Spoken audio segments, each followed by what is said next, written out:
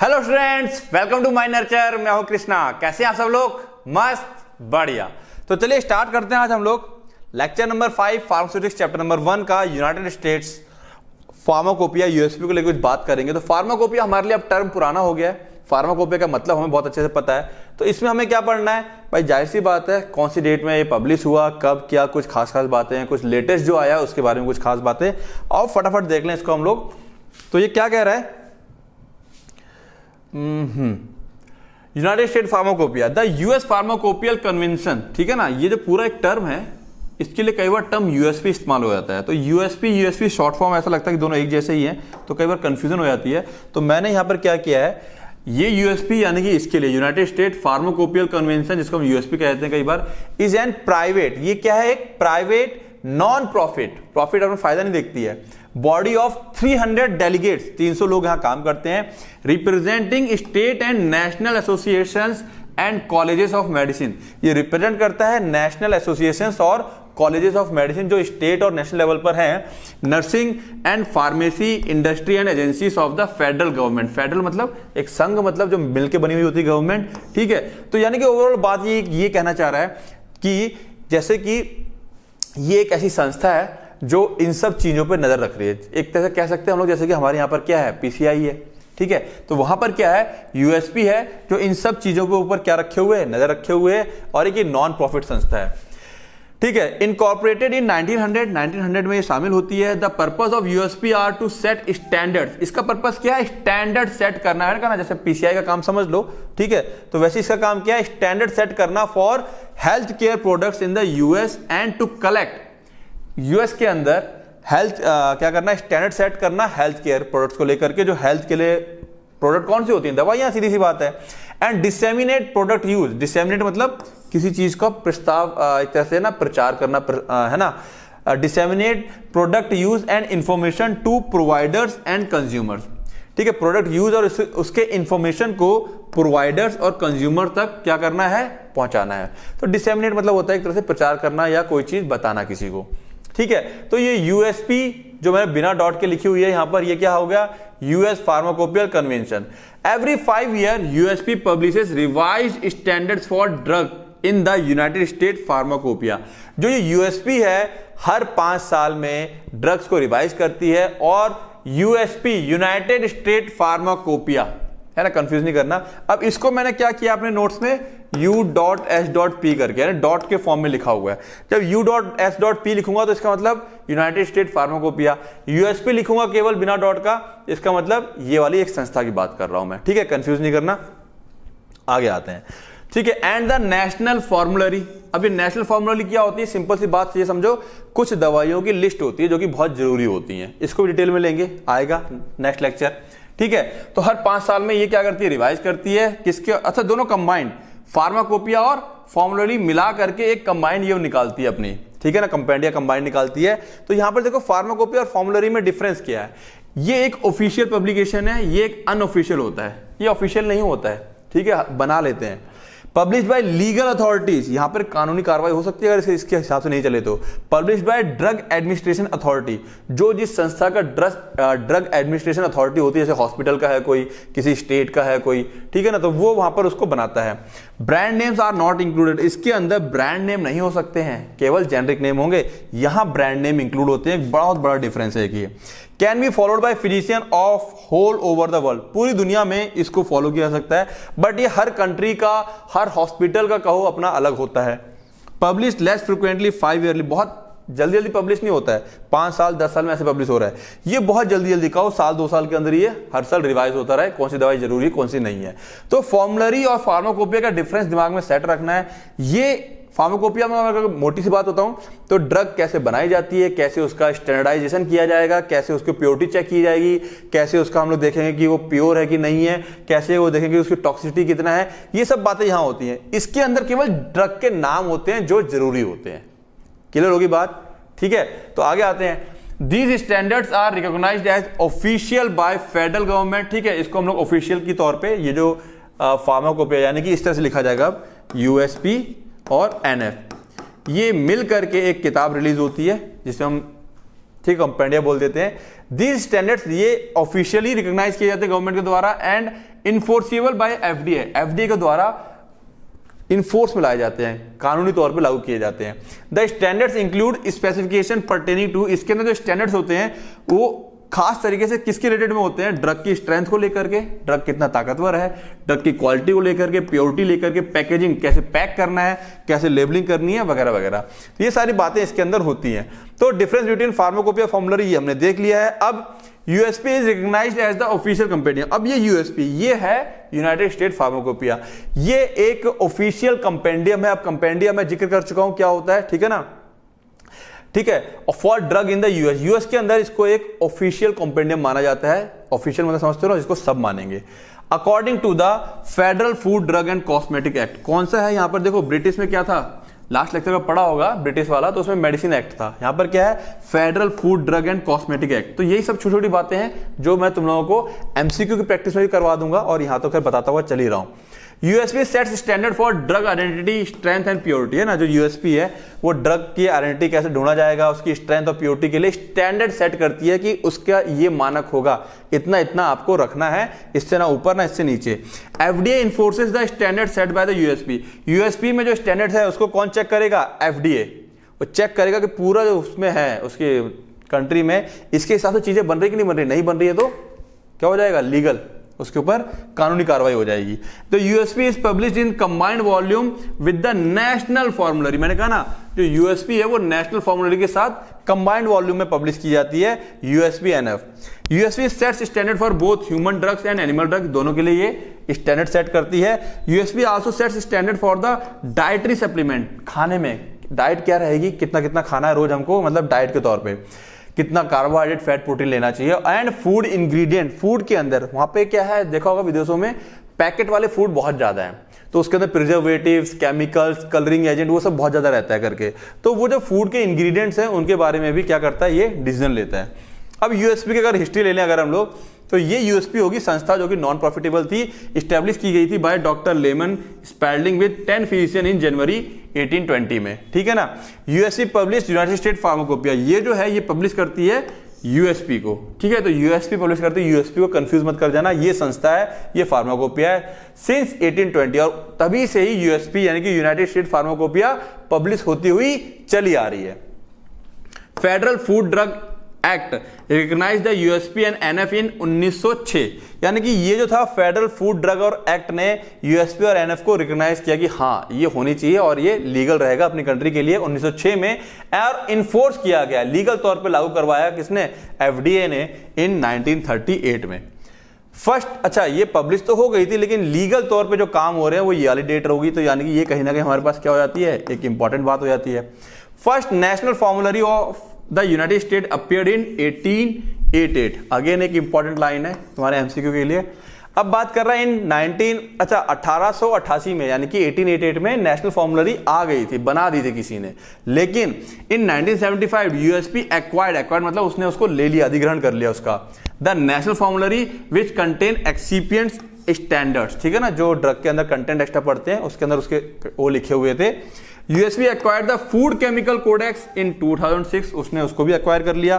Provides quality standard, USP NF FCC, ये तीनों मिलकर के क्या प्रोवाइड करवाते हैं, क्वालिटी स्टैंडर्ड्स, दवाओं को लेकर के जो सब्सटेंस दवाइयों में इस्तेमाल हो रहे हैं उन सब की क्या क्वालिटी रहेगी, कैसा स्टैंडर्ड होना चाहिए, वो सब ये तीनों मिलकर के वहां पे प्रोवाइड करवाते हैं, ठीक है। एक्सपर्ट्स वॉलंटियर्स यानी कि एक्सपर्ट्स कमिटी, जैसे कि साइंटिस्ट, साइंटिफिक डिसीजन मेकर्स, कुछ आगे मेरे ख्याल से कट हो गया, ओके तो यहां कहना चाह रहा है जो expert volunteers, experts committees are scientific decision makers, जो साइंटिस्ट, जो एक्सपर्ट कमिटीज होती हैं जिनको ये बनाती हैं, जो यूएसपी को बनाएगी, एनएफ को बनाएगी, एफसीसी को बनाएगी, उसके अंदर एक्सपर्ट वॉलंटियर्स होते हैं। एक्सपर्ट वॉलंटियर्स मतलब जो खुद से आकर के काम करना चाहते हैं और एक्सपर्ट होते हैं, अपनी अपनी फील्ड के माहिर होंगे वो, ठीक है ना। तो और साइंटिफिक डिसीजन मेकर्स होते हैं ये लोग आकर के फिर फाइनली क्या करते हैं, बुक के अंदर क्या क्या चीजें रहनी चाहिए, कई सारे लोगों की मिलकर के कमेटी बनती है, सब लोग अपना डिसीजन देते हैं, रखते हैं, तो समझते हो किस तरीके से कोई चीज बनती है, क्लियर है। तो ये बात होगी इसकी थोड़ी सी इतिहास के बारे में।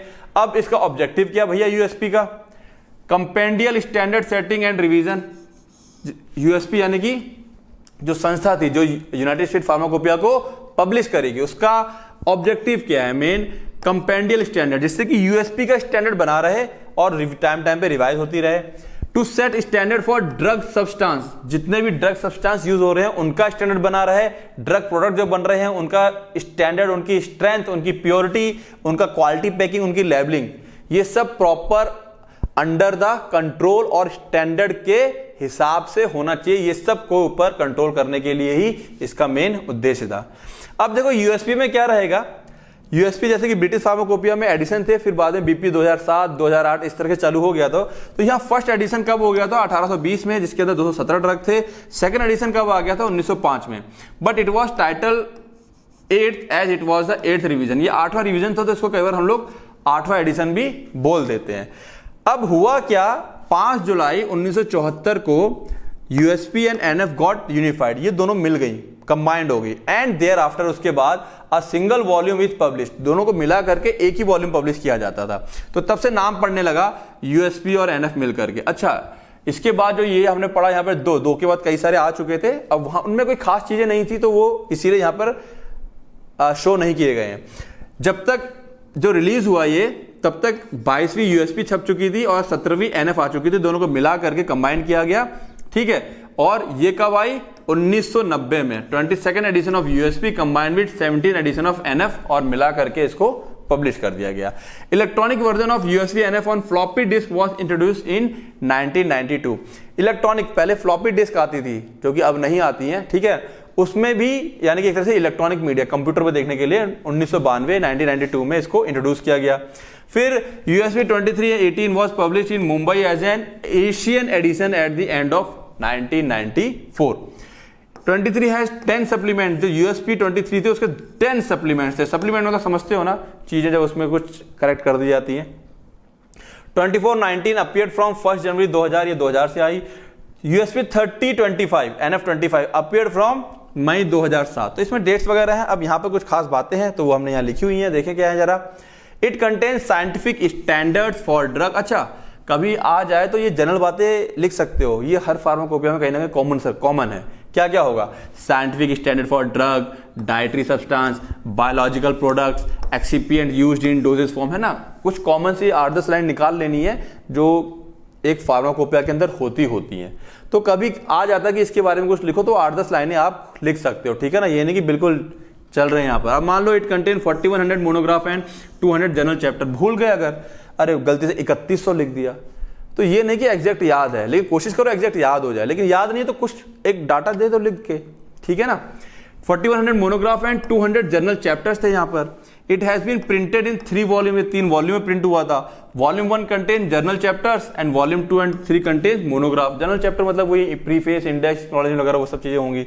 First supplement to US 30 NF25 appeared from August 2007 and second supplement from November 2007। जिसका जो पहला सप्लीमेंट आया था, फर्स्ट सप्लीमेंट अपीयर्ड फ्रॉम 2007, पहला सप्लीमेंट 2007 में आया था और सेकंड सप्लीमेंट नवंबर 2007 में आया था। Which will be considered official from 2008, और इसी को 2008 में ऑफिशियल मान लिया गया था। From 2006 Spanish edition of USP is also being published, ठीक है ना। स्पेनिश एडिशन भी पब्लिश हुआ इसका, ठीक है ना, स्पेनिश लैंग्वेज में। Now USP 32 NF27 more than, इसके अंदर कितने आ चुके थे, 4200 मोनोग्राफ आ चुके थे। 200 जनरल चैप्टर थे covering general test and assays, इसके अंदर टेस्ट और एसेज के बारे में जिक्र था। Display helpful guides and charts. अब देखो ये इंपॉर्टेंट है, display helpful guides and chart, है ना, किस तरीके से जाना है अंदर। To make it easy to find focus specific information, अंदर कहां पर कौन सी इंफॉर्मेशन है उसको डिटेल करने के लिए चार्ट्स और गाइड्स का सहारा लिया गया, जो बुक की स्टार्टिंग में था। Include information on emerging areas of science and medicine. Obvious ही बात है, जो साइंस और मेडिसिन में एरिया इमर्ज कर रहे थे, फल फूल रहे थे, उनके बारे में डाटा आ गया था। Help ensure compliance with official standards, ये हेल्प कर रहा था, कॉम्प्लायंस मतलब अनुपालन कर सके किसके साथ, ऑफिशियल स्टैंडर्ड के साथ अनुपालन करने में ये हेल्प कर रहा था। Enables validation of test result against proven benchmark. ठीक है भैया, वही तो बात है, क्या कहना चाह रहा है, जो प्रूवन बेंचमार्क है उसके साथ टेस्ट को वैलिडेट करता था कि हाँ ये ऐसे ऐसा है करके। Expedite new product development and approval. Expedite मतलब किसी चीज को जल्दी करवाना, new product and development and approval, ठीक है ना, उसको जल्दी जल्दी करने में हेल्प करता था ये। तो कहीं ना कहीं ले दे के हर फार्माकोपिया का एक ही रोल होता है। यूएसपी 3328 आ गई थी कब, ठीक है, और इसके अंदर क्या क्या था, ये 4400 मोनोग्राफ आ गए थे, ओवर 200 जनरल चैप्टर्स थे इसके अंदर कवरिंग जनरल टेस्ट एंड ऐसे देखो सेम बात आ रही है। A new easy to read format and monograph layout, ठीक है ना, मोनोग्राफ के लेआउट आ गए थे जैसे कि ना टेबल के फॉर्मेट में रहते हैं या डायग्राम के फॉर्मेट में रहते हैं। Helpful guides and charts that make it easy to find focus specific information, ensures compliance with official, ठीक है, सारी चीजें सेम है। Facilitate new product development and approval, सारी बातें उसकी सेम ही है, ठीक है। 3429 की बात करें, कंटेन मोर देन, यहां तक कितना आ गए थे 4500, ये तो पक्का याद करना कैसे कैसे धीरे धीरे बढ़ रहा है। बाद बाकी सारी चीजें हमारे इसके अंदर सेम ही है। अब अगर बात करें इसके अंदर एक चीज जो एक्स्ट्रा है, USB 3429 also offers harmonized material and more than 230 journal chapters with current guidelines, full range of laboratory test and established process for validating method, ठीक है, सब कुछ सेम ही है देखो, ठीक है ना, थोड़ा बहुत लिखने के तरीके में अंतर है। तो बस तुम्हें याद होना चाहिए 34 आया, 35 आया, 29 30 है ना, एक सीक्वेंस अगर याद कर लोगे यहाँ से 32 27, ठीक है, देन 33 28, 34 29, 35 30, 34 जो कि आया हमारा 2016 में, इसकी डेट यहाँ मौजूद है। तो यानी कि यहां से कुछ बातें तुम्हें जो है इंपॉर्टेंट रखनी है अपने पास में। अब ये तुम्हें याद रखना है 2016 से, इसके अंदर मोर देन 4900 मोनोग्राफ थे, मोर देन 300 जनरल चैप्टर्स थे, focus specific charts and combined index to find the information needed, ये तीन बातें इसकी ध्यान रखोगे। यूएसपी 43 NF38 की बात करें जो कि 2020 में आई है, तो देखो क्या कह रहा है ये, तो USP 43 NF38 is the last edition that will be available in print और on a USB flash drive. Important line है, इसको नोट करोगे, ये लास्ट ऐसा एडिशन था जो कि अवेलेबल था प्रिंट के फॉर्मेट में या फ्लैश ड्राइव के फॉर्मेट में, खत्म कर दिया उन्होंने कहा छापेंगे ही नहीं, छापने से क्या हो रही है, दिक्कत हो रही है, ठीक है ना, छप जाती हैं, पड़ी हुई हैं, रद्दी में जा रही हैं। Future supplement and edition including the first and second supplement, कहा कि भविष्य में जो सप्लीमेंट आने वाले थे और एडिशन आने वाले थे including the first and second supplement to USP 43 और NF38, याद रखें कौन सा, विल नॉट बी प्रिंटेड, इसको प्रिंट ही नहीं किया गया, एंड ऑन और ऑन फ्लैश ड्राइव, ये थे ही नहीं। अब हुआ क्या, फिर क्या करेंगे, कहां से पता चलेगा, इन्होंने कहा कि हम ऑनलाइन डाल रहे हैं, देख लो जाकर के कंप्यूटर पे। Starting with the first supplement USP 43 NF38, पहले सप्लीमेंट से स्टार्ट किया गया, that will be published on February 1, 2020। Print and USB flash drive format will not be available, only the online format, केवल कैसा था, online format will contain all current USB NF content, सारा कुछ online, login करो, सारा content है जो देखना है पढ़ना है अपना करके निकाल लो, उसमें सब कुछ दे रखा है। तो क्या है, वो कहीं ना कहीं पेपर का जो है एक्स्ट्रा वो बर्डन खत्म हो रहा था, पेड़ कटने का भी झंझट हमारा खत्म हो रहा था, ठीक है ना। तो इस तरीके से ये 2020 क्या था हमारे पास इंपॉर्टेंट है, क्लियर है। चले आगे, 2020 हो गया। अब आगे है अपना थोड़ा सा ऐप के बारे में इंफॉर्मेशन, ठीक है। तो ऐप के बारे में जहां तक है काफी लोग तुम लोग जान चुके होंगे, जो लोग नहीं जान पाए हैं पहली बार देख रहे हैं वो लोग समझ लें। माइंड नर्चर जो ऐप है वो अब कहां आ गया है, वो अब आ गया है अपने प्ले स्टोर पे, जाएंगे डाउनलोड करेंगे, वहां नहीं करना डाउनलोड तो इस लेक्चर के लिंक में भी ऐप का डिस्क्रिप्शन दे रखा है। समझ लो कि ऐप में तुमको मिलने क्या क्या वाला है, लेक्चर और नोट्स ये तुमको YouTube पे भी मिलेंगे फ्री ऑफ कॉस्ट, और ऐप में अरेंज रहेंगे। YouTube में क्या करता है, ढूंढना पड़ता है ये लेक्चर कहां पे, ये लेक्चर कहां पर है। ऐप में एक जाओ, क्लिक करोगे, अच्छा फार्मास्यूटिक्स, अच्छा ये फार्माकोलॉजी, क्लिक करोगे उसके अंदर सारे चैप्टर एक साथ खुल जाएंगे, जैसे बुक टाइप का रहता है, ठीक है ना। तो लेक्चर नोट्स YouTube पर भी अवेलेबल है फ्री ऑफ कॉस्ट, ठीक है। नोट्स का लिंक डिस्क्रिप्शन में दिया होता है हर लेक्चर के, नोट्स मेरे YouTube के हर लेक्चर में मिलेंगे तुम्हें, ठीक है ना। अब ऐप में तुमको एक्स्ट्रा क्या मिलने वाला है, ऐप में तुमको ये सब चीजें एक्स्ट्रा मिलने वाली हैं, 1 marks 2 marks 3 marks 5 marks question जो कि तुम्हारे डी फार्म में पूछे जाते हैं, इनके इंपॉर्टेंट क्वेश्चन के वो मिलेंगे, कौन कौन से क्वेश्चन इंपॉर्टेंट है जो ज्यादातर पूछे जाते हैं। 1 मार्क्स में तुम्हारे पास क्या पूछा जाता है, डी फार्म में MCQ आते हैं और फिल इन द ब्लैंक्स आते हैं। क्या आते हैं, MCQ और फिल इन द ब्लैंक्स। तो MCQ का बकायदा जो टेस्ट में आता है उसके हिसाब से मैंने MCQ यहां पे टेस्ट सीरीज पूरी लगा रखी है, प्लस साथ में सबसे बड़ा प्लस पॉइंट तुम्हारा एग्जिट एग्जाम में जो MCQ पूछे जाएंगे जो इंपॉर्टेंट है उनका पूरा इसके साथ साथ में तुम्हारी तैयारी होने वाली है। उसके बाद बेस्ड MCQ मिलने वाले हैं, फिल इन द ब्लैंक्स मिलने वाले हैं, बहुत सारे रूटीन टेस्ट होगा डी फार्म और एग्जिट एग्जाम के लिए, ठीक है ना। अच्छा टेस्ट क्या कैसा होगा मैं बता दूं, जैसे चैप्टर नंबर 1 हो गया उसका टेस्ट हो गया, चैप्टर नंबर 2 हो गया उसका टेस्ट हो गया, अब होगा हमारे पास 2+1 का कंबाइंड टेस्ट। फिर मान लो चैप्टर 3 हो गया उसका टेस्ट हो गया, फिर 1+2+3 का कंबाइंड टेस्ट। तो बच्चों 4 हो जाएगा तो 1+2+3+4 का कंबाइंड टेस्ट। तो ये जो टेस्ट अगर आप लोगों ने रूटीन पकड़ लिया तो लास्ट जब एग्जाम टाइम पे आओगे तो रिलैक्स होकर बैठोगे, तुम्हें सब याद होगा, इतनी बार टेस्ट हो चुका होगा, एक ही क्वेश्चन को 4-4 बार लगा चुके होगे, अगर प्रॉपर दोगे तो, मेरे साथ चलोगे तो टेस्ट प्रॉपर में देना, मेरे साथ लगे रहना। डी फार्मा तुम लोगों के लिए एकदम हलवा हो जाएगा। उसके बाद भी अगर ऐप से लेके कोई दिक्कत है या कोई भी चीज क्वेरी है, मेरे को कॉल करें इस नंबर पे, ठीक है, और कोई भी क्वेरी उसको अपना क्लियर कर सकते हैं कि सर ये डाउट है, बता दीजिए क्या है, ऐप को लेकर के समझ में नहीं आ रहा है, ठीक है। और इन सब के बाद अल्टीमेटली करना क्या है, रिवीजन करना है। बिना रिवीजन के तो ये ऐप भी मेरा बेकार हो जाएगा, क्योंकि जब टेस्ट करोगे तो रिवीजन होना बहुत जरूरी है, ठीक है ना। तो रिवीजन से ही तुम्हारा सबसे ज्यादा भला होने वाला है, ठीक है। रिवीजन को ही लागू करने के लिए कहीं ना कहीं टेस्ट में लेके आया हूं। जो टेस्ट पे टेस्ट, 2 फिर कंबाइंड, फिर तीसरा हुआ, फिर कंबाइंड, ये बार बार जो टेस्ट लूंगा ना मैं, ये तुम्हारा क्या चीज सेट करेगा, रिवीजन सेट करेगा। और रिवीजन सेट हो गया तो डी फार्मा हलवा हो जाएगा। क्लियर है? तो क्या करना है, रिवीजन करना है और पढ़ाई करनी है। All the best.